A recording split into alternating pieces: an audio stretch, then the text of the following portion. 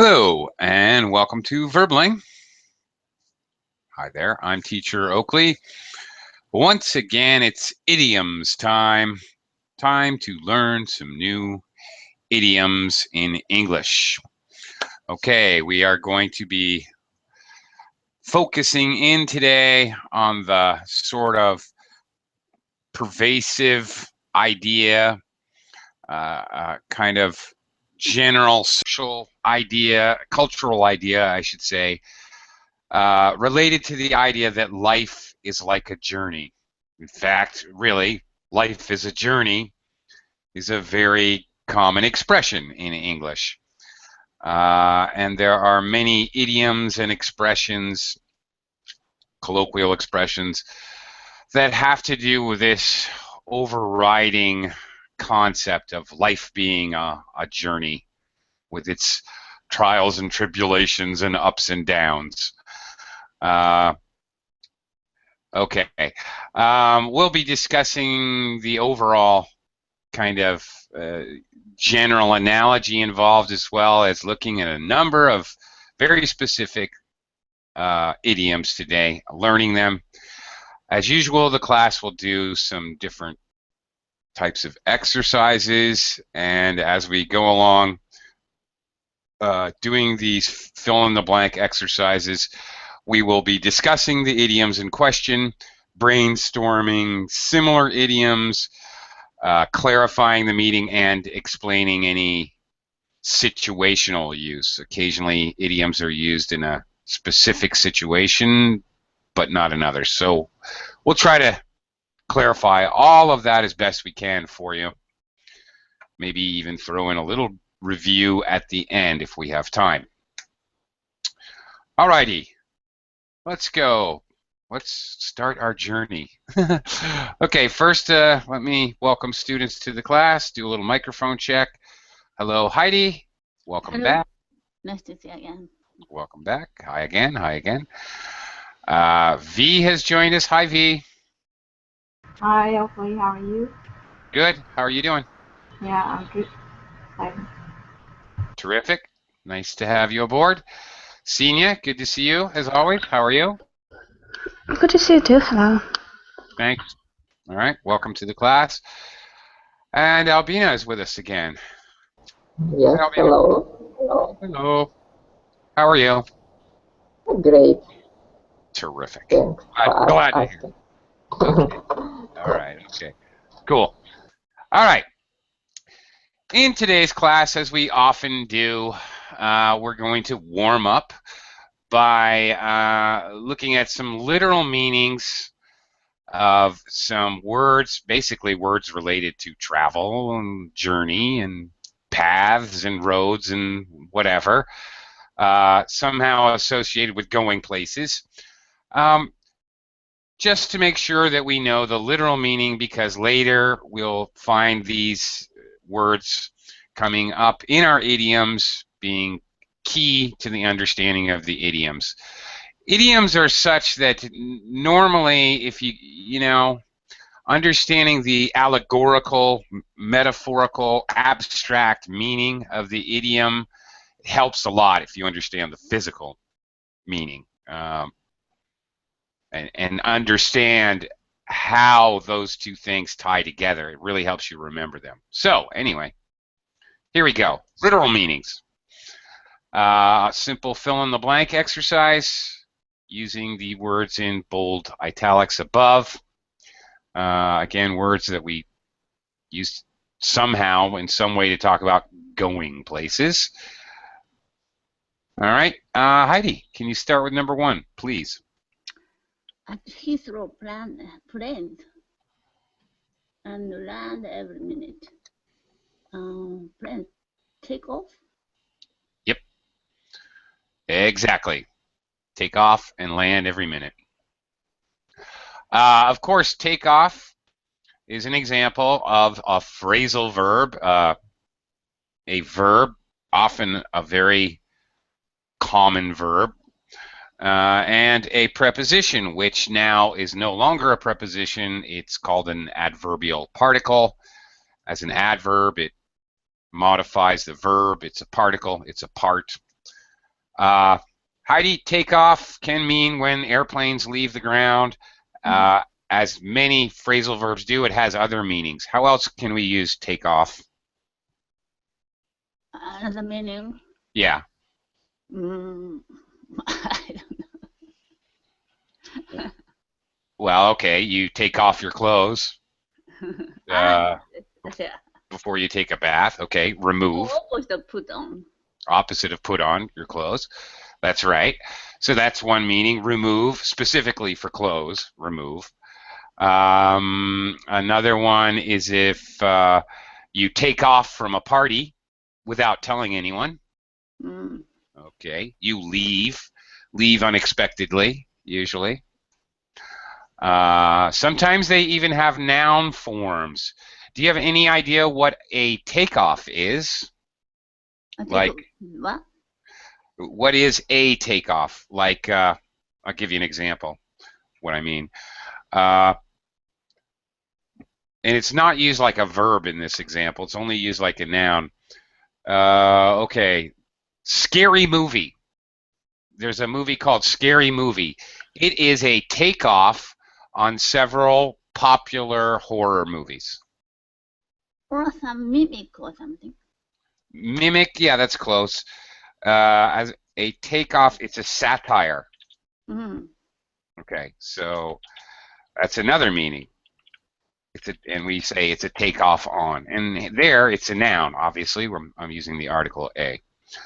So, anyway, phrasal verbs often have idiomatic meanings, not meanings that are not related to exactly what the dictionary definition of the word is.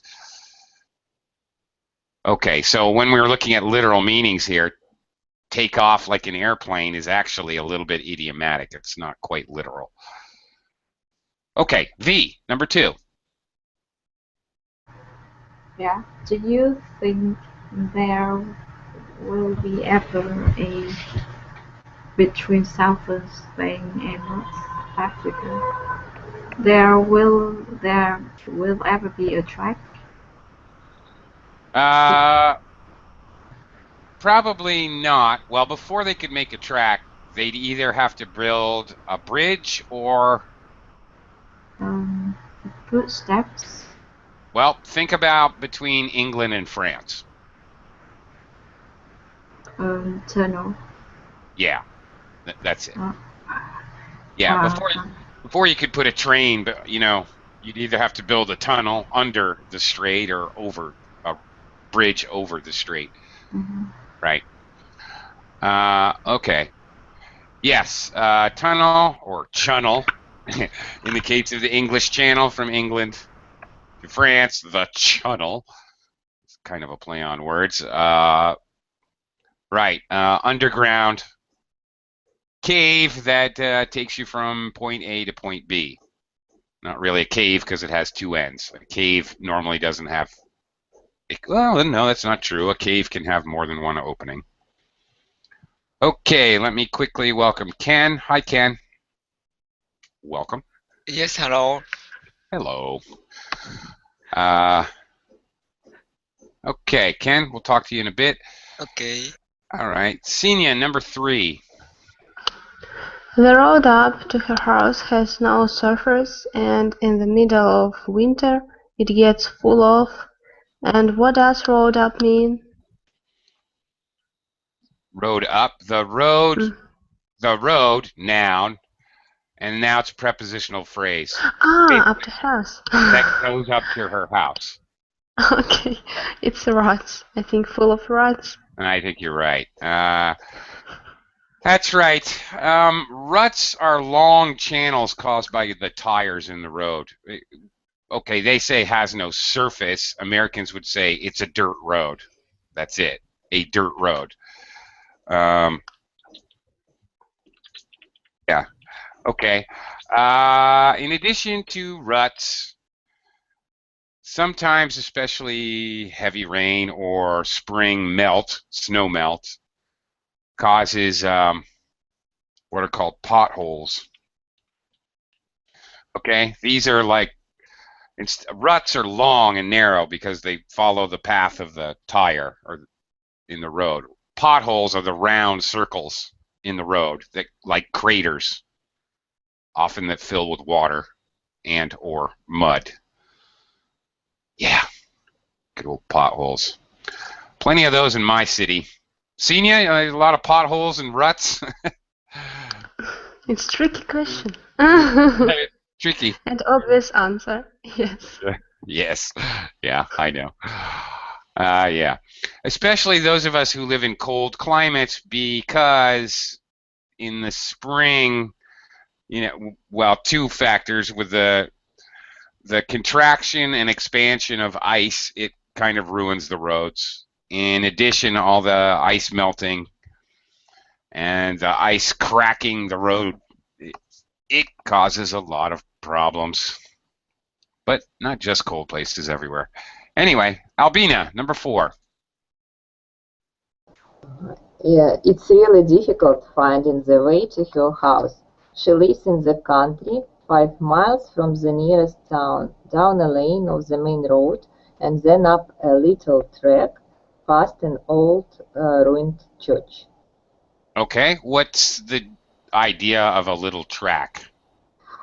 So it's a kind of road, but there is, we can see this expression, main road, so it is little road. And Yeah, I think about track when I think about mountain, trekking in the mountain. It's not regular road, and so something where we can move. Yeah, primitive road, more or less. Primitive. Yeah, a track or sometimes a trace. Yeah, they're little roads. A track or a trace can also mean just like a path. You could never drive a car down it. Frankly, British tend to use track more for an old road. Well, they've been developed for a couple thousand years more than America. But in America, a track we generally think of more like a path. You could never even drive any vehicle on it. But sometimes we use it to mean a very primitive road. Yeah, anyway. Yeah, that's the idea. Ken, number 5. When you get to the shortcuts, take the road to the left, heading for Oxford. No, you don't get to a shortcut. Get to the...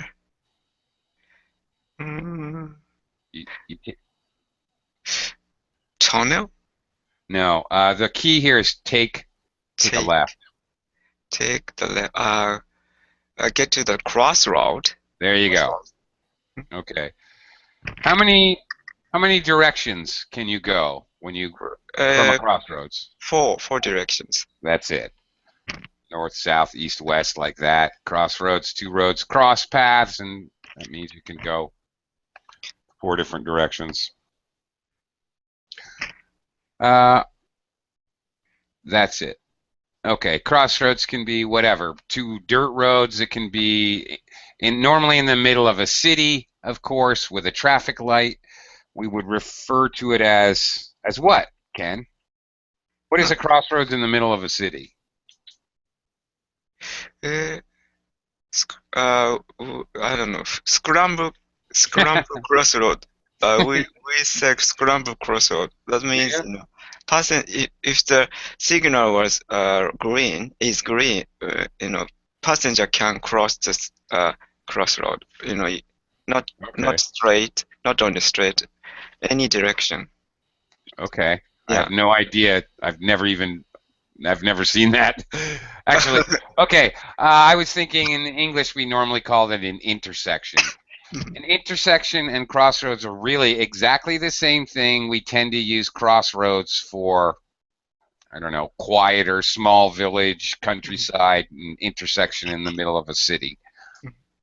Yeah. All right. Okay.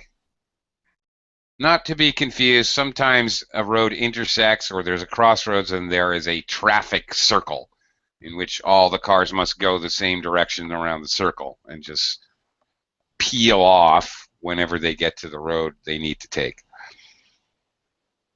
Okay, Heidi, back to you, number 6. I have a question. Center of the Sure. crossroad or some road mixed and there's a circle and cars Yeah. need to around the circle and they search the direction. What to say? Right, traffic circle. A traffic circle. Yeah. So a lot of times British just say whatever circle, Montgomery circle. They often name them, is what I mean. Roundabout, yeah, okay. I've also heard them called roundabout. I never think of that because Americans don't use roundabout. That's right. Yeah. Okay. That's correct, Ken. Thank you very much. British refer to them often as a roundabout, or in other countries I've heard them called a roundabout. Yeah, well, there are, frankly, there are extremely few traffic circles in America. It's not, there are some, but they're not very common. What was I saying? Oh, British frequently name their circles, whatever, Piccadilly Circus, whatever, Montgomery Circle, what have you. Americans never do. It's like naming an intersection. Americans don't name intersections, with the possible exception of Times Square. Anyway, Heidi, number 6. Before the day of diesel and electric trains, there was only steam. That's right. Okay. Yeah, all right. Steam engines, steam trains, steam locomotion. Yep, steam locomotives. Yep. That's it. Okay, that's pretty direct. All right. Okay, V, number 7. The train came off the line just outside York Station and 3 people were killed. I think came off the rails. Yeah. You could. That's correct. Came off the rails, or you could say came off the track, which that's because they both mean the same thing. Either one. I could not choose one over the other here. Yeah, they both but the word track we used in number 4. Uh-huh. So Okay. I think number 7 is rails. Okay. Yeah, I guess you're right. But just for the purpose of understanding, rails and track are the same thing, and actually either one of them, another kind of meaning of track, train track, of course, either one could fit here. But all right, so rails, sure. But which one is more popular in the US? Flip a coin. I have no idea. Equal. Exactly equal. Flip a coin. Okay, that expression when I say flip a coin, it's a common expression. It's an idiom, meaning take your choice, 50-50. There's no way to choose. Like you do that before the match, some football match, so you flip the coin. Oh, yes, that's right. That's it's a common thing. Okay, we can't decide. Should we go to the Italian restaurant or the Japanese restaurant? Let's flip a coin. Heads, Italian, Japanese, tails. Oh, okay, and you see whichever one lands that side up, that's what you do. So you're making a choice based on purely 50-50 random is the idea. Okay. Senia, number 8. Listen, can you hear the sound of footsteps outside? Scary. Mm-hmm. Yeah. Strange example sentence, but okay. All right. What would footsteps sound like outside?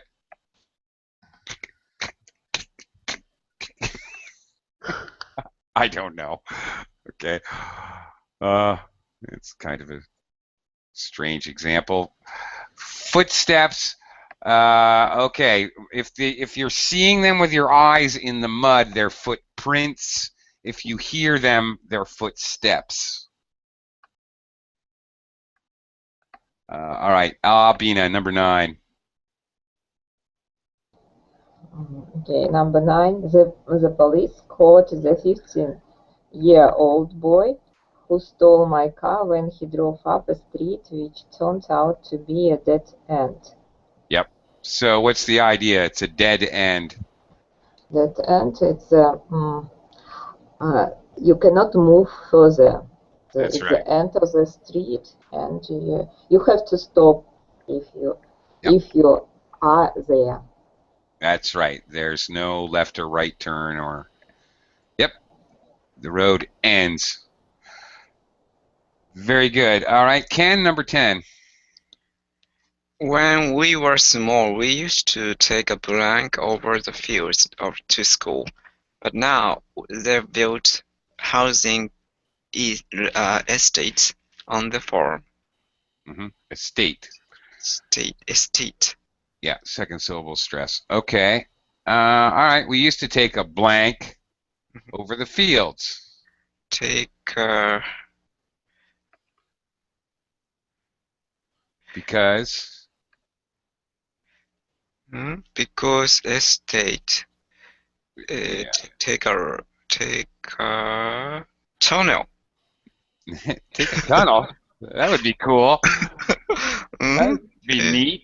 Well, the tunnel wouldn't go over the field. Over the field. It would go under the field. Yeah. The idea is that they're going to save themselves time. Instead of a 20-minute walk, it's a 5-minute. Shortcut. Yeah, that's it. Shortcut.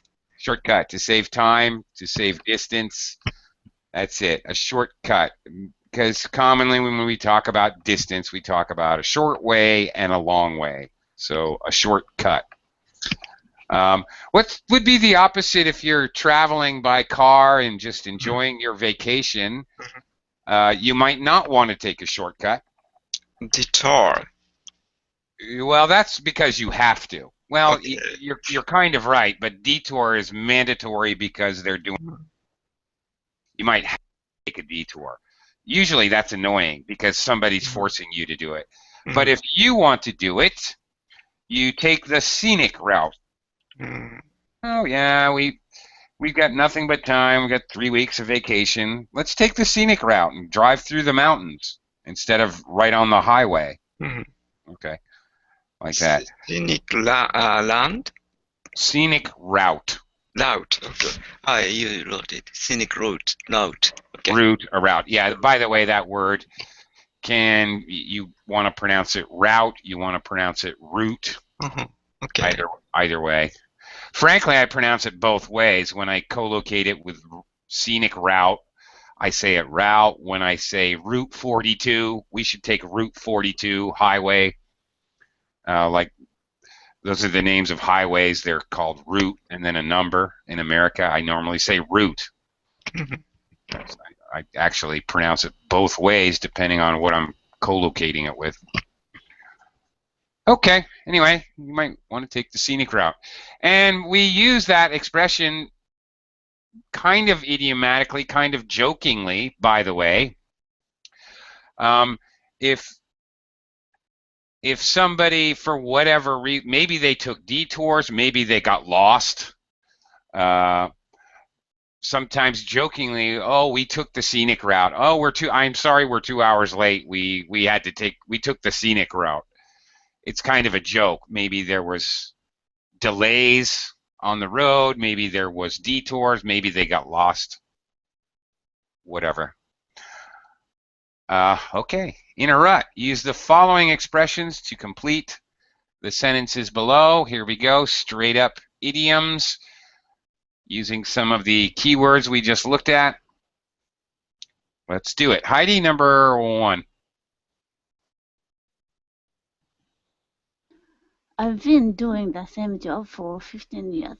I think I'm okay. I'm in a rut.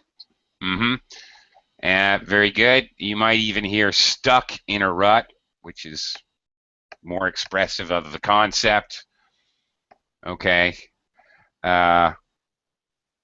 A rut on a road is easy to get stuck in, and once your car falls into a rut, it's hard to get out of, is the concept here. So apply to your life.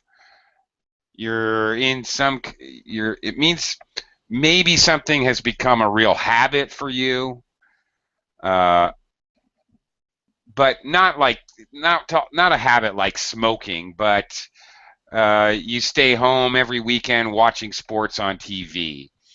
I'm in a rut. I need to go hiking next weekend. Something like that. Not like addictive things. It's not used that way, but it is used for habits of behavior and also for work.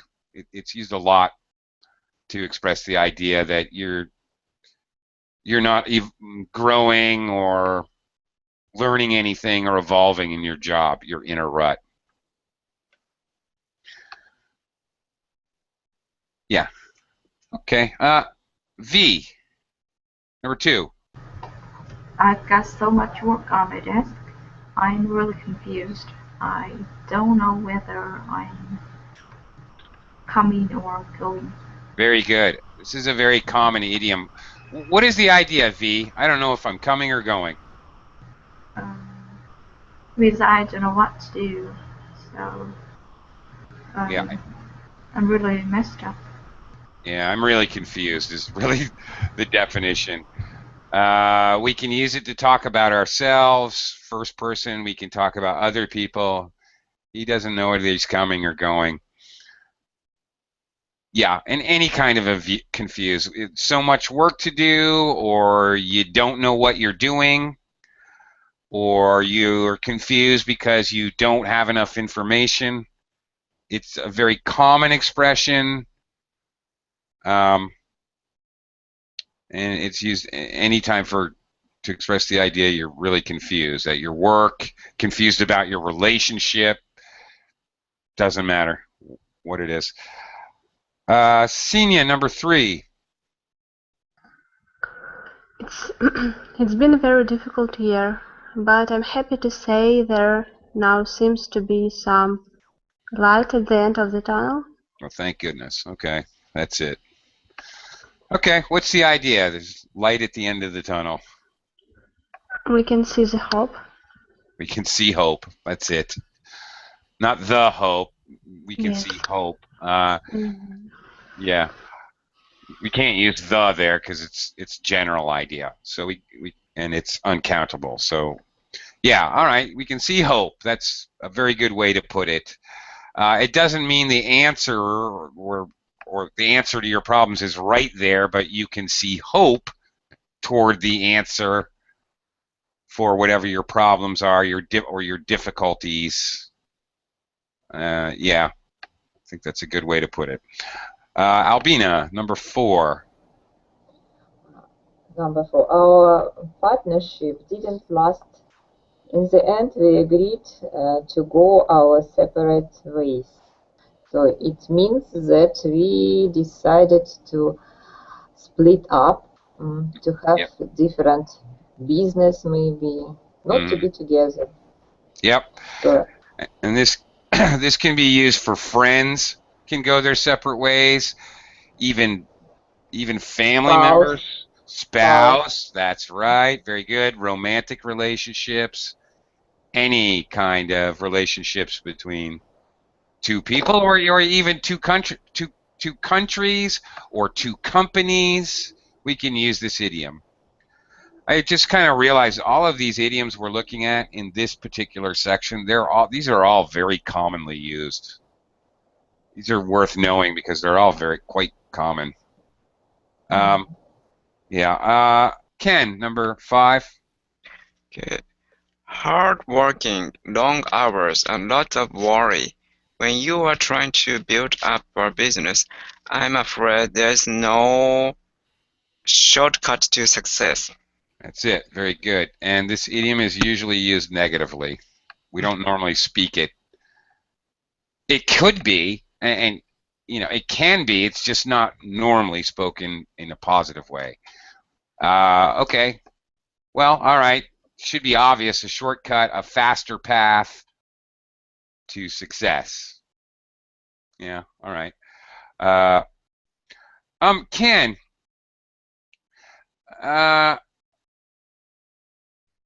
It's very interesting when you're talking physically about a shortcut when you're a kid across the field. That's a good thing. People like a shortcut. It saves you time. Okay.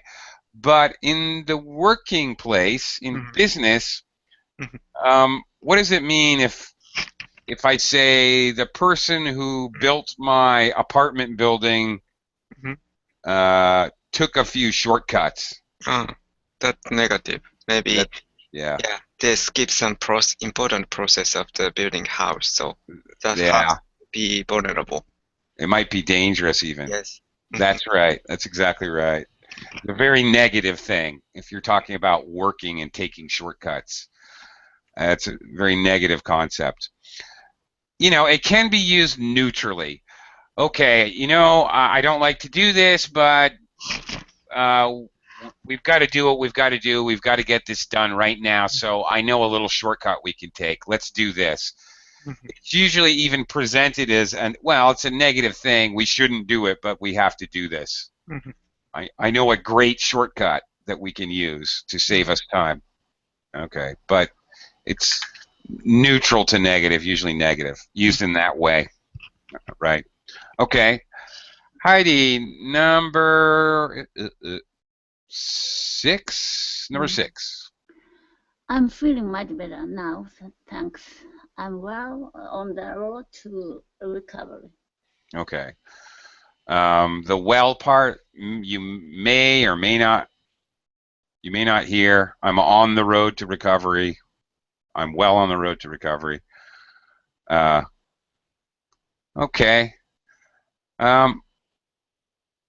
Okay. What is this used in reference to? Actually, this is used in reference to health here, and that would be the most common way to use it. Heidi, can you think of anything else that? I'm getting better. Yeah, physically, that's what it means usually, but we can use the idiom to talk about recovery in other things. Can you think of anything? Overcome? Well, no. I'm thinking like you can talk about your health, you can talk about the economy of your country or the world. The stock market is on the road to recovery, for example. Things like that. You can use it for things like that. Your company, we were close to bankruptcy, but now the company is on the road to recovery. So it can also be used in that way, often related to the economy and business. Okay. Okay, V, number 7. Sorry, it took so long. I got sidetracked. That's it. Again, another really, really common, everyday kind of idiom. We tend to use this a lot, native speakers. Okay, what's the idea, V? Or maybe you could give me an example how you got sidetracked. Like, I got lost? No, that's not it. No. You're not lost, per se. I get distracted by something unimportant. Well, it may be something extremely important, or it may be something completely unimportant. But the key is you got distracted by something. Okay, you went out to get your boss lunch, and you met an old friend that you haven't seen in 10 years, so you stopped and talked to him for 10 minutes. Sorry, I'm late bringing your lunch, boss. I got sidetracked. Okay, it may be something extremely important. Maybe you're going to get lunch for your boss, and the new customer who's getting ready to sign a multi-million-dollar contract with your company approaches you and wants to talk to you about a couple of details, something that's worth $100 million to your company. Sorry, boss, I got sidetracked. I saw our client on the way to get you lunch. So the importance has nothing to do with it. It's just distracted. Again, very common, okay, can be used in business, can be used to talk about any whatever social thing, whatever, you're picking up your sister at the airport and you're 10 minutes late. Oh, sorry, sis, I got sidetracked. Um, some unexpected thing you get distracted by. Yeah, all right. Senior, number 8. She's getting frustrated. Her career hasn't really taken off yet. All right. Can you think of any other idioms that would fit here? Okay. I don't think so. Her career hasn't really gotten off the ground yet. Just like a plane takes off, get off the ground.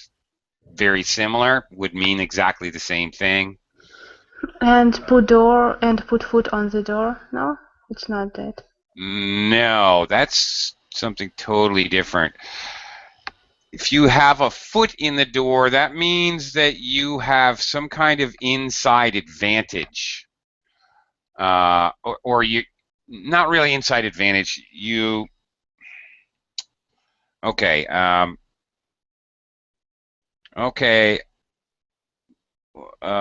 whatever, you're trying to make a business deal with somebody and you meet them socially. Okay, I met him socially, I've got a foot in the door. I've got some kind of advantage to try to get what I want, like get a job or get a business deal or something like that. Yeah, the idea here with example number 8, you haven't really started. It's not really like first step. Okay, that's the first step. That's great, but it has more to it. Well, that's not the emphasis of the idea, I should say. If you get your foot in the door, that means it's more like the emphasis on, okay, now I have a chance. It's not really the emphasis, and the idea isn't really about this is the first step. It's more like, okay, now I have a little advantage. I have a much more chance. It's a better chance for me now. That's more the emphasis of if you get your foot in the door. Okay. Well, here we go. Another group of pretty much straight up idioms to learn. All right, so basically like the last round, here we go again. All right, Albina, number 1.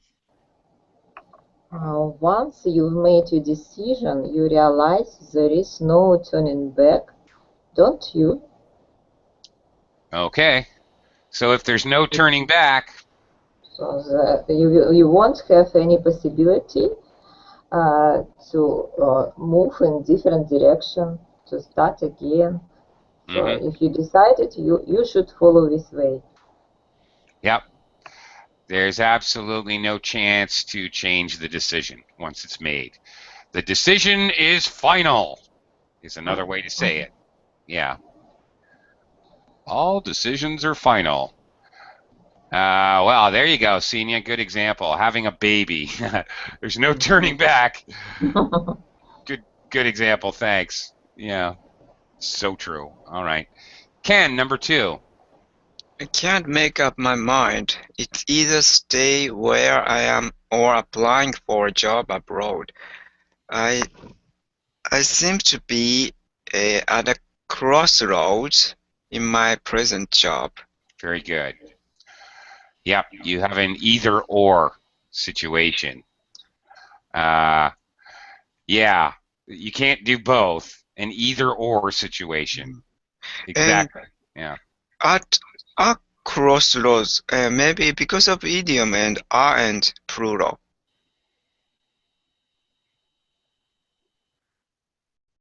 Yeah, you're right. Okay. Well, okay.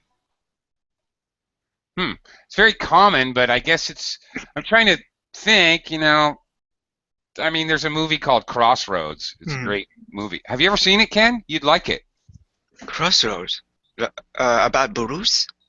No, it's actually about this young boy's experience talking to an old blues guitarist who actually knew Robert Johnson. I think I've watched it. Yeah, Crossroads reminds me of blues. Yeah, Robert Johnson. Yeah. Okay. All right. Anyway, but that movie's called Crossroads with an S. I was trying to think of other uses. Going, all right, you're musically inclined, thinking about Eric Clapton. Went down to the crossroads, tried to make a right. I mean, it says crossroads plural in that It song. cannot be singular. Like how could one road cross? Yeah, right. Okay. So it's a whole thing, like It's a plural. five-pound doors. So it's plural. Yeah, I guess. Yeah, that's right. Okay, I guess it has to be plural. Yeah, that's right. You're right. All right. Okay. I'm overthinking it. It's kind of obvious. Right. Okay. Thanks. Okay. Now it is possible to say I seem to be at an intersection in my life. I've definitely heard of that before. I've heard that but interestingly, crossroad or the idea of crossroads, the metaphorical idiomatic meaning is more about a decision. An intersection, when we say an intersection in my life, it's more about things out of your control that happen. And it could have happened this way or could have happened that way. But it's interesting, but the concept is more about a change in your life, but one out of your control. I can say even turning point. Yes, very similar idea. Yeah. Of course, turning point you're going to use to discuss this intersection or crossroads in the past. It was a turning point in my life. I mean, it's possible to say, I think it will be a turning point in my life. It's possible to use it in other tenses, but it's very common to use it in past tense to discuss a crossroads or some kind of intersection in your life. Yeah, good point. Yeah, good one. And Heidi, why don't you go ahead and do number 3 here? His father's a doctor, and it's obvious Harry is going to follow in his father's footsteps. Yeah. Okay. Is this idiom positive or negative or neutral? Neutral. Yeah, right. If his father was a bank robber.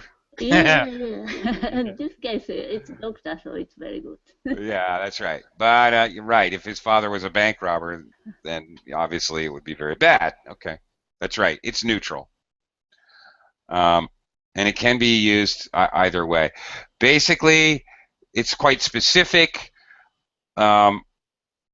It's about we use this about the father's occupation, not about the father's personality. There's other idioms we can use if we want to talk about the child being like the parent. Okay.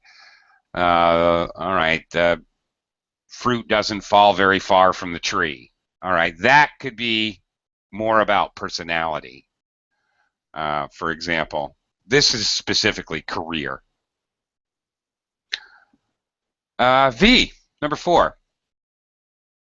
Yeah, I'm doing my best, but everything I do seems to involve ringing someone who is either on holiday this week or out of the office. I feel as if I'm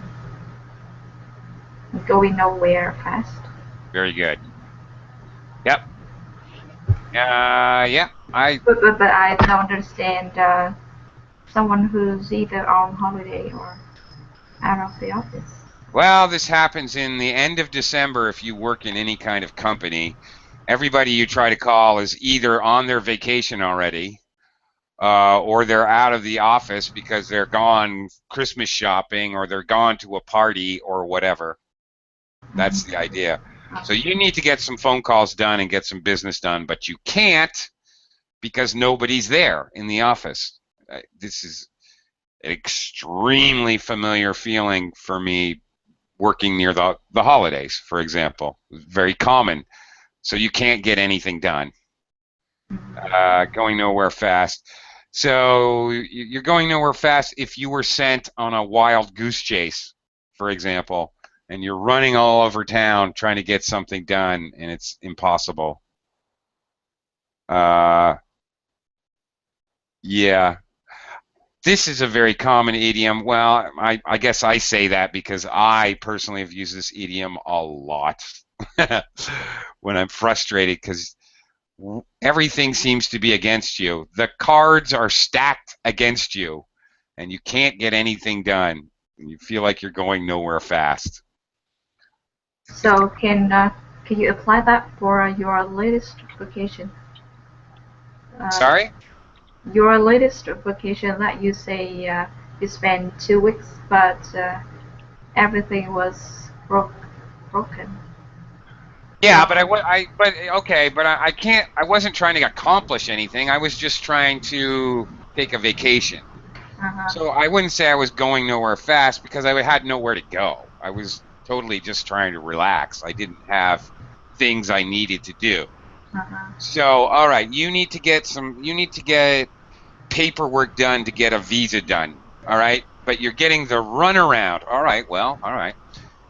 Bureaucrats and red tape, you're getting the runaround.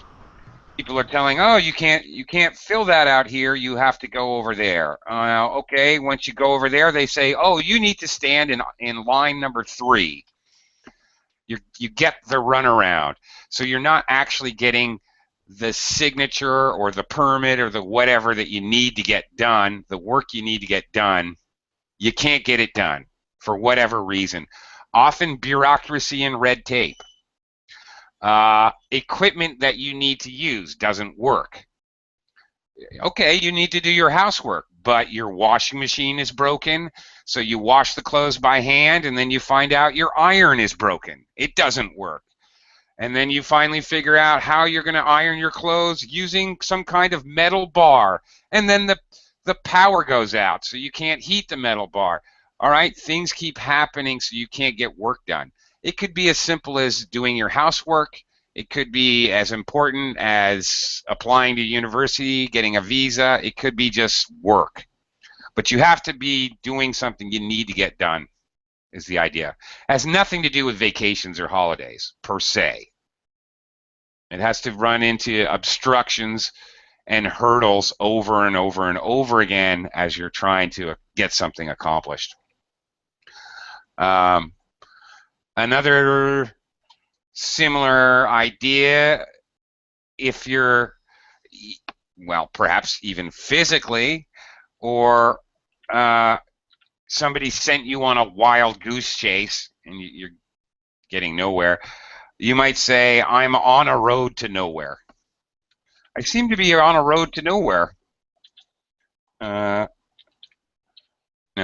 this is, okay, someone's on a wild goose chase. They're trying to get something done that either is amazingly time consuming or perhaps cannot even be accomplished. They might say about themselves in the first person, oh my gosh, I'm on a road to nowhere here. I'm getting nowhere fast. I can't get anything done. This is like an impossible task. Definitely, these are all ideas. The cards are stacked against me. Everything seems to be working against me. These are all obviously negative, very negative ideas. You'd use all these idioms in frustration. Yeah. All right. Moving on. Senior, number 5. Bill's wife died last year. I'm afraid he just hasn't come to terms with it yet. And now he started drinking. I'm afraid he just gone off something. Gone right off the rails. Yeah. Okay. Yeah. Okay. Yeah. Very good. So, well, okay. We have examples. His wife died. He started drinking. Just everything's obviously going wrong. He's gone right off the rails. Now, there's kind of 2 ways we mean this. Bill, he's gone off the rails, meaning he's gone a little bit crazy. Or I can say Bill's life has gone off the rails. Either way, all right, Bill's life has gone off the rails. The normal track his life was on, it no longer, he's no longer on that track. Okay, he's not married, he doesn't have a normal life anymore, whatever. I could say it actually either way. Very similar in meaning, but I could use it in reference to his life and his normal life track, path, whatever, or about him. If I say it about him, it's a little bit, it infers that he's gone a little bonkers. All right, if he's gone a little bonkers, of course, there's a million ways in English, idiomatic ways to say somebody's gone crazy. But one with a similar idea that has to do with travel, if somebody has gone round the bend, okay, it's kind of a similar idea that things have gotten, his life has gotten crazy, so he's gone a little crazy. Very similar idea. He's just gone right off the rails.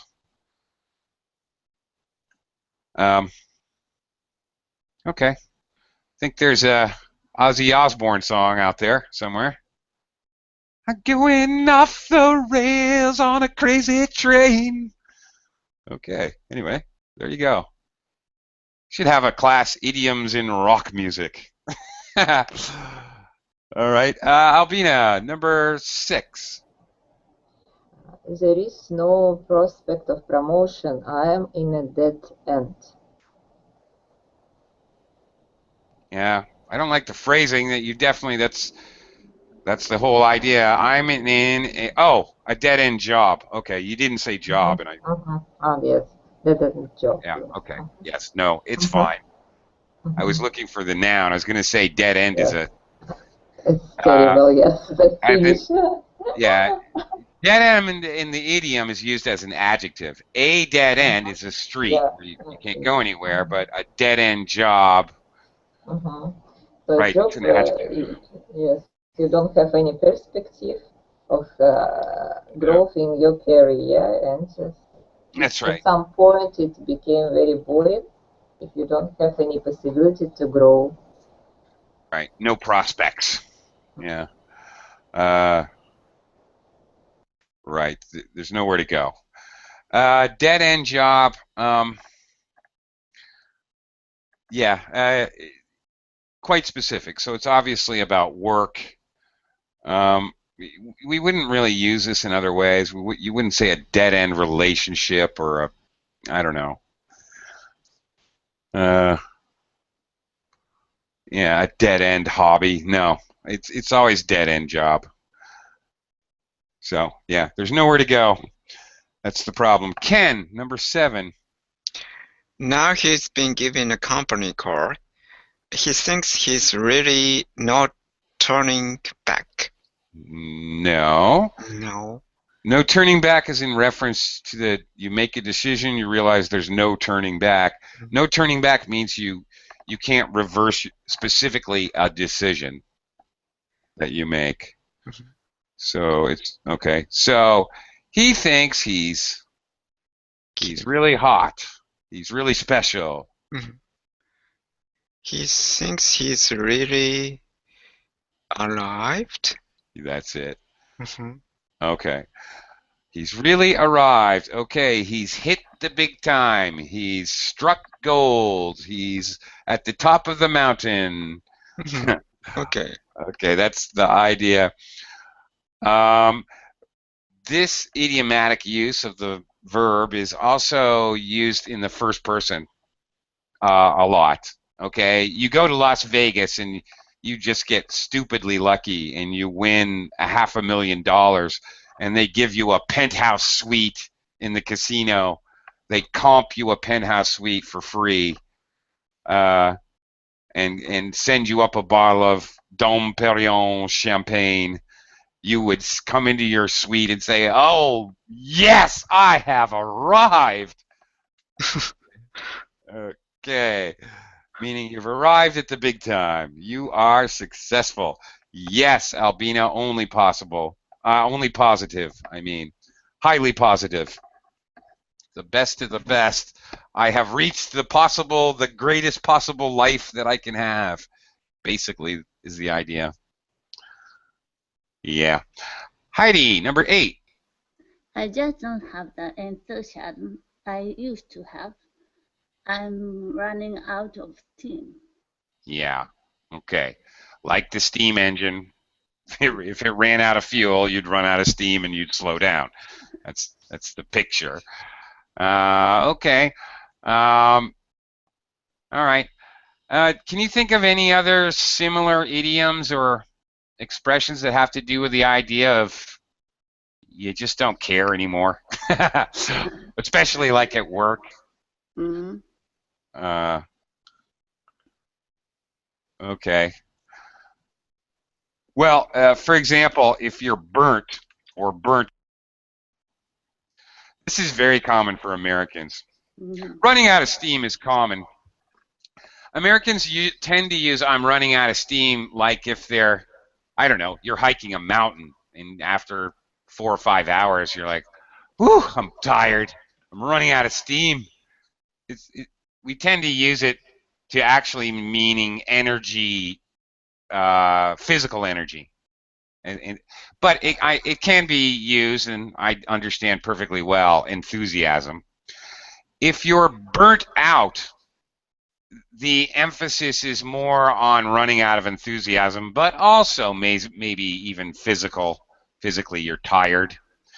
Albina, worn out, yeah, an element of worn out, an element of psychologically, I'm just really sick of this job. I wake up in the morning and I dread going to work. I'm so burnt out. I've done it for years. I can do it in my sleep.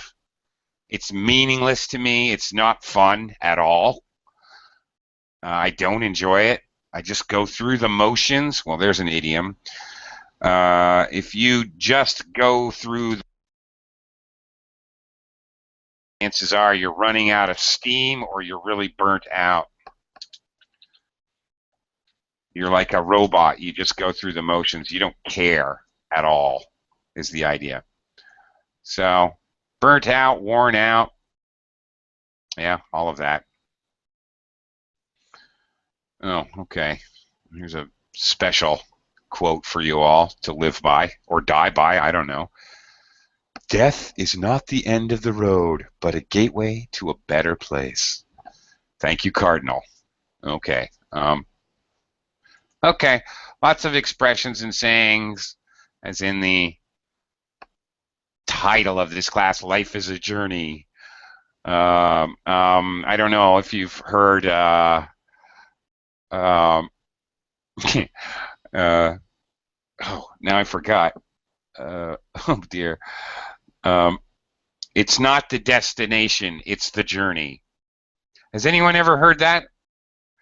It's not the destination, it's the journey, which is a euphemism for life, but also for traveling. V, have you heard that before? Yes, a lot. And they want to appreciate the value of our journey. That's right. Okay. I actually saw this idiom today in a newscast while I was having lunch shortly before class. They were giving a news report about the massive transportation problems in China because it's Chinese New Year right now, and how people were traveling around the country and getting stuck, and they were cramming something crazy like, I don't know, 8 or 10 people in 6 square meters or whatever, or I don't know, crowding enormous amounts of people and having hours long waits. And so anyway, the TV reporter made a joke. Apparently, those who say it's not the destination but the journey have never traveled in China during New Year's. Ha ha ha, joke, joke, joke. Anyway, okay, I guess we don't really have time for review, and anyway, we've got all the new stuff done. So, bye-bye for now. We're out of time. See you either in 2 minutes or tomorrow or whatever. See you when I see you. Thanks a lot. Take care, Thank guys. you. Bye.